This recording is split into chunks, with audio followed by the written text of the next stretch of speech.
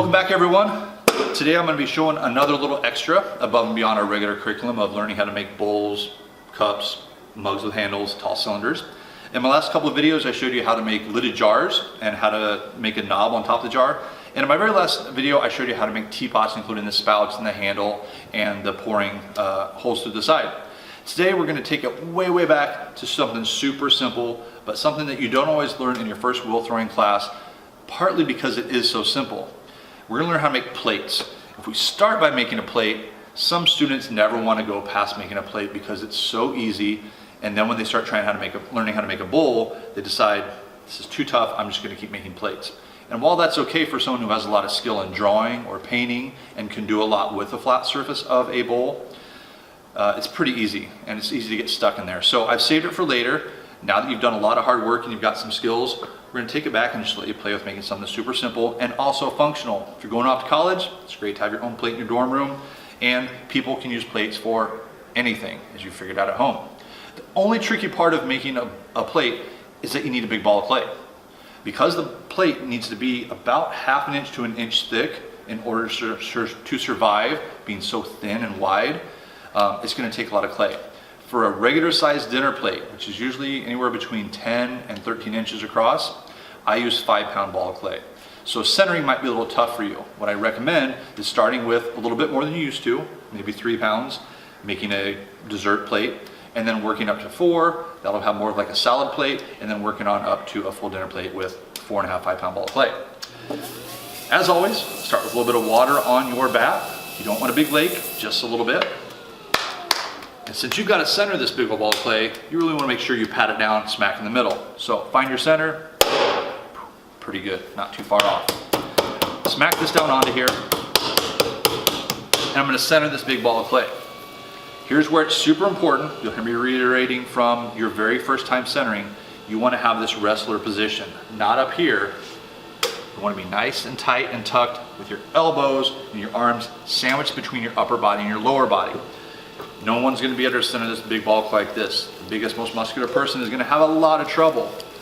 I've also seen 90-pound students lean right over and center a ball of clay like this without trouble because they're using their body wisely. So my left foot is planked down nice and tight as if I'm getting ready to sprint. My left arm is tucked in there nice and tight, and I'm leaning my upper body weight onto here. And I'm simply centering this ball of clay. There doesn't need to be a whole lot of finesse or muscle or intelligence, really, as long as you're working using your body correctly. Use your body weight. So I've centered this ball of clay. And here's why making a plate is so easy. All I really have to do to make a plate is to center it flatter and flatter. So now that I've got it somewhat centered, my left hand's going to hold the outside and my right hand is going to do sort of like a karate chop. Mostly between my pinky knuckle down to my wrist. Holding it right here. If this was a clock, I'm pointing over to like around 4 o'clock. And I press this down, press it down, press it down. When I start getting a little bit dry, get more water. Press it down, press it down. Moving from the middle out to about 4 o'clock. I never want to put my hand over here. If it gets dry, my hand's going to catch and turn in towards me, and I'm going to put a big dent there. Instead, keeping it right between the middle, 4 and 5 o'clock, so I'm over here, and I center this into about an inch thick pancake. Super simple. It's just a big disc right now. Not much of a plate though, because it doesn't have any volume. It's flat across. It needs to have a slight bit of curve to it. So what I use is my rib. You can use a rubber rib or a wood rib. And compressing this, I just lightly squish down and in towards the middle. That's going to give it the slightest little concavity.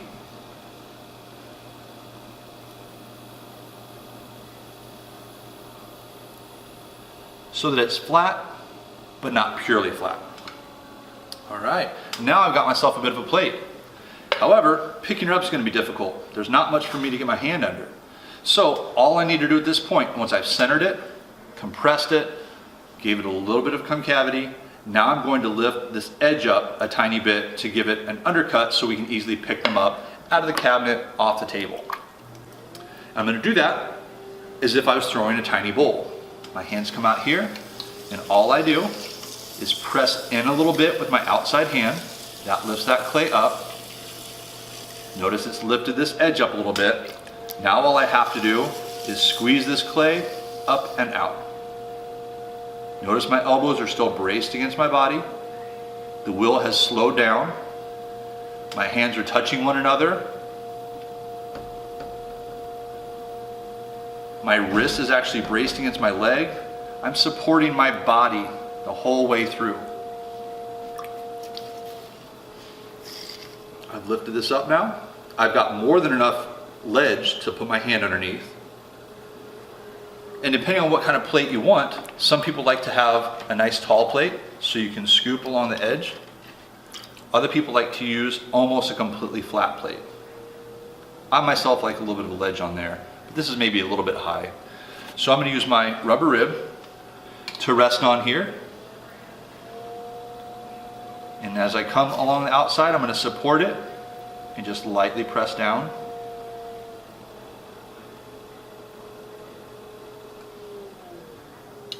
This bat is 14 inches across. I now have probably just about a 12.5 inch dinner plate. More than enough for just about anyone.